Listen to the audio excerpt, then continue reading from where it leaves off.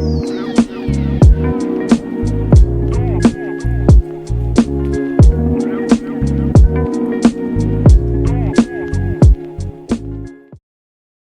welcome back to the next episode of my nightmare as a landlord. So I won't do a full recap because of course I want you to go back and watch the previous videos. But the last video I left off telling you guys that my tenant stopped payment on the check, and they actually, even though the check was deposited into my account, they took the money right back out. That was on a Friday. This was the Friday after Hurricane Milton. But I went to my niece's house that weekend because we did not have power here in St. Pete.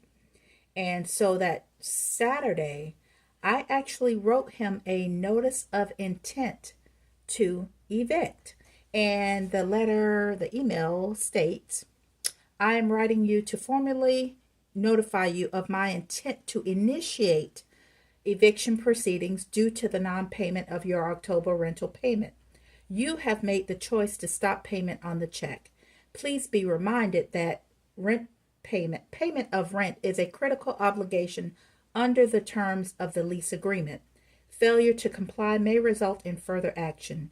You can remedy this situation by paying the outstanding rent in the amount of, I'll tell you guys because I'm telling everything else, I'll charge them $18.50 plus $50 late fee and the $16.50 bank fee for a total of $16.50. I was wrong about the 50 cent, but that's okay. Remit payment within 3 days from the date of this letter. If payment is not received by this deadline, I will have no other choice but to proceed with eviction proceedings. You may also submit payment by Zelle or Venmo. And here's where I was wrong also, is because that was a Saturday, I could not include the weekend. They get 3 weekdays, working days to submit payment. Don't matter because his ass had already been planning on moving out anyway. So thank you for your prompt attention to this matter. Regards, Valerie. So he wrote me back that same day. Oh, just very nice and sweet. I hope you and your primary residence are doing well and didn't sustain any damage. I wish I could say that here, as that was our fear of staying. Water intrusion yet again from the front window. Backyard personal belongings destroyed. I have video. Fence down. Thanks for putting the panels back up, because I did go by and put the panels back up. But okay, it's my fence. I'll do that part. As we were advised of the fence via 2 friends, a realtor and an attorney. Apparently they had somebody watching me. It was just the slats, about maybe 10, 12 slats had come out of the vinyl privacy fence. Thanks again for your understanding during these trying times and the damages that Milton has inflicted on so many of us. Your support is truly appreciated as we work to recover and move forward. First of all, I will insert a video of the backyard after Helene, no damage. After Milton, their lawn chairs were turned over. That's it. Some of the slats from the fence was out, and I put those back up. So I don't know what he's talking about damages. But anyway. Oh, in the water intrusion, no pictures or anything were ever sent to me of any damages on the inside of the house.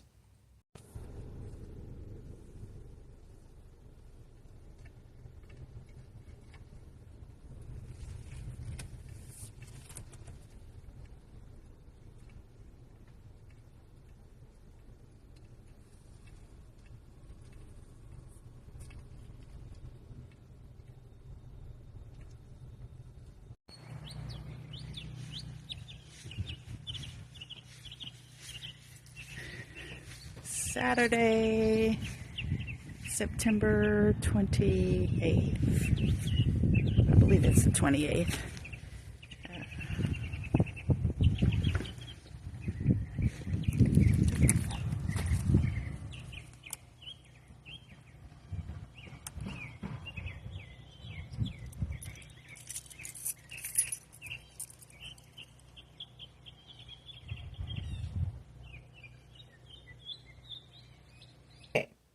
he sent me, he said that he will submit payment. That Monday went by, no payment. So on Tuesday, I sent him, I believe it was a text message, or maybe it was an email, saying that I have not received payment. So on Tuesday, was that, yeah, at 7 a.m., which I didn't actually check my emails until that evening. It says, Valerie, the keys will be returned to your doorstep on the morning of Wednesday, October 16th, returning possession of the address to you. You will receive further communication from me once we are settled in our new home and have recovered from this mentally draining ordeal, especially after having sustained damages to our personal property and the water intrusion, or from our legal counsel we have retained. Best wishes, Eric and Brian. I probably shouldn't have said their name, but hell, I didn't leave a last name, so whatever. And plus, this is the real deal, so anyway. So that was on Tuesday. I happened to check my email maybe Tuesday afternoon, and then Tuesday evening, it had to be maybe 4:30 or so, because it was starting to get dark. I know it was starting to get dark. I get notification on my Ring camera that somebody was at the door, and it was his husband. I see him bent down, putting obviously the keys underneath the mat. Oh, and after this email, I said, don't forget to leave a check also with the keys. So they left the keys that evening, that Tuesday evening. So I thought to myself, Valerie, get up right now and go to that house to make sure they didn't leave water running or anything like that. Because I was watching this other YouTuber who had issues with her tenant and how she left the water running and totally destroyed this lady's house. So I get in my car, I drive over there. Of course, they had turned off the electricity. So it was kind of dark, and the water was not on. At that time, I didn't see any obvious damages because the electricity was off and it was dark. So I go back the next morning. Initially, I did not see any damages, but once you kind of look closer, then I thought, oh, these mother suckers. Oh, these mother suckers.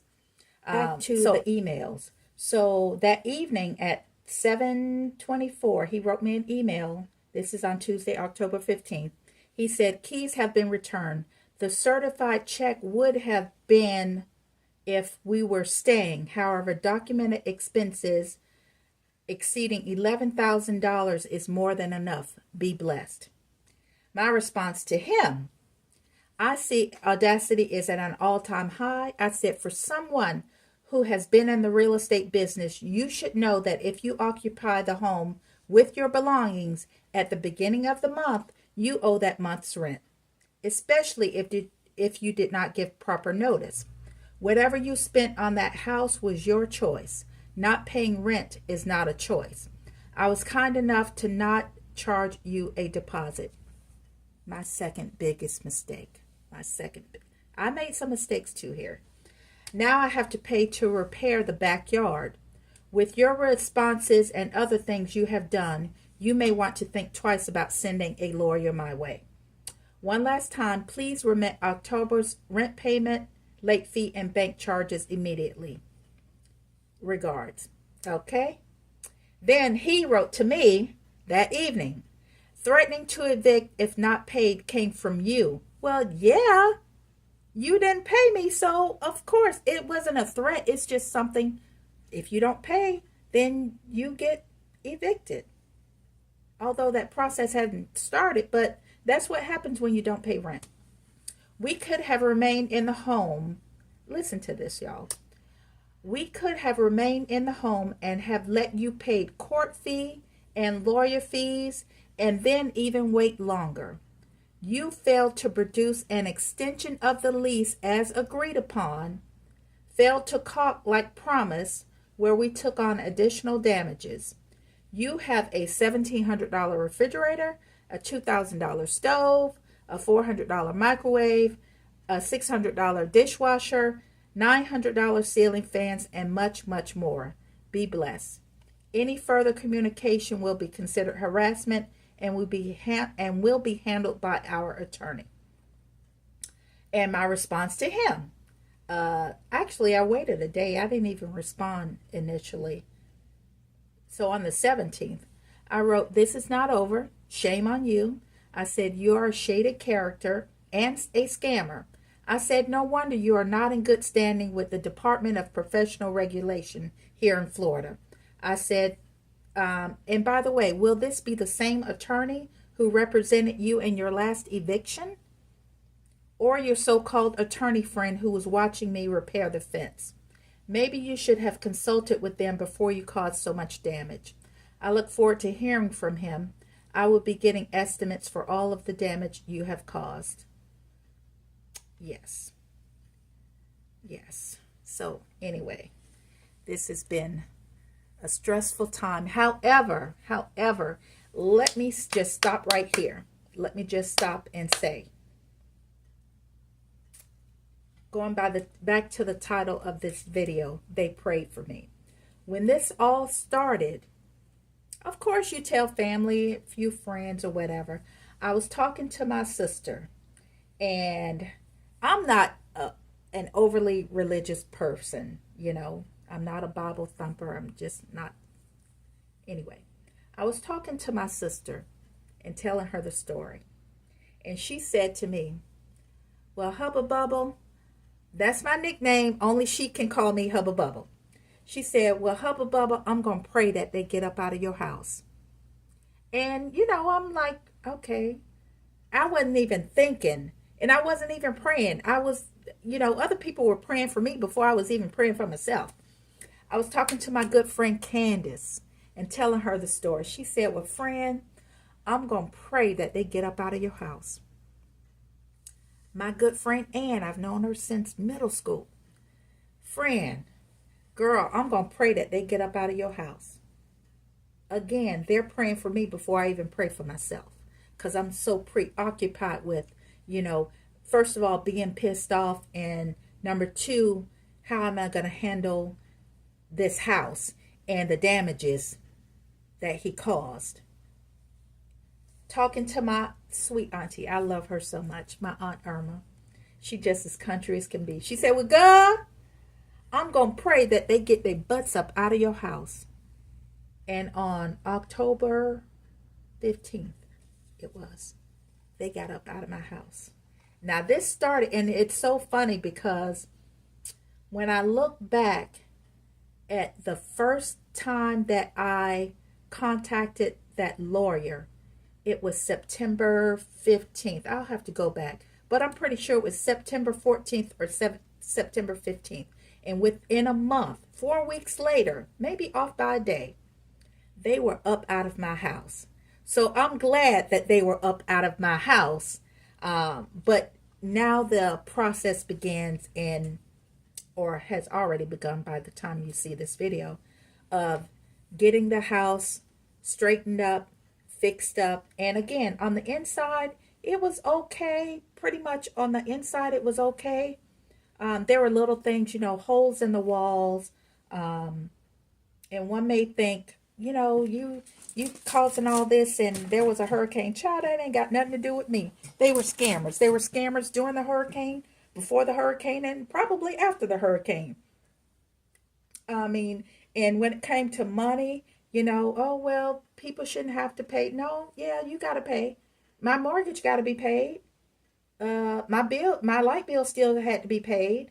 And they were not hurting for money. If they had enough money to buy a $600 coffee machine that they drilled a hole in my cabinet for the water supply, or maybe it was the electrical supply. I don't even know, but there's a hole in on my cabinet. They were not hurting for money.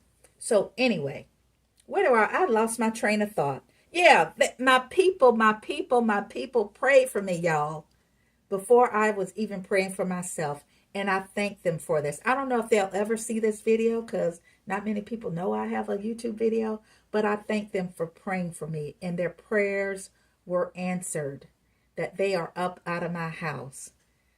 Oh, goodness. I don't even know where to go next because right now I'm recording this video, but I'm stuck on the fact that they prayed for me. And 4 weeks later, they were gone.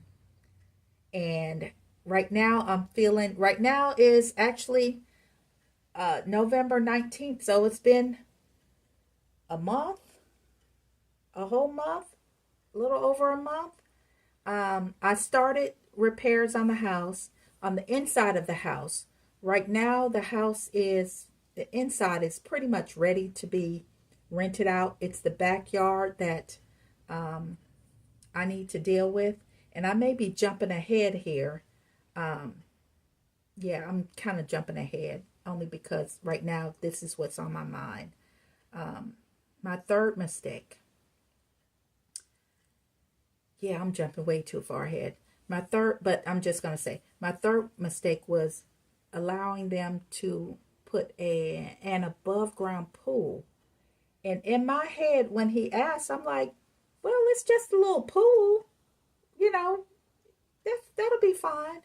But I had no idea the magnitude of what an above ground pool entailed, or how much space, or how much ground had to be removed. Oh my goodness, I'm getting way ahead of myself because now I'm getting kind of anxious here. So hold on. Okay, I'm back, y'all. I just had to take a moment because I don't want to end this video, you know, talking about something that's stressing me out. So we're going to end this video on the fact that my people prayed for me and their prayers were answered. And yeah, we're going to leave it at that. And then maybe in the next video, we'll go over some other things. My conversation with the lawyer on my next move and how I feel about moving forward with any type of, trying to get my money back from him. So we're going to stop right there. And I thank you guys for joining me. Thank you for watching. Thank you for your comments. If you have any questions, drop down in the comment section and ask questions, comments, concerns. And maybe after this little video series, maybe I'll go live so that you guys can ask me directly. So I'll see you in the next video. Peace.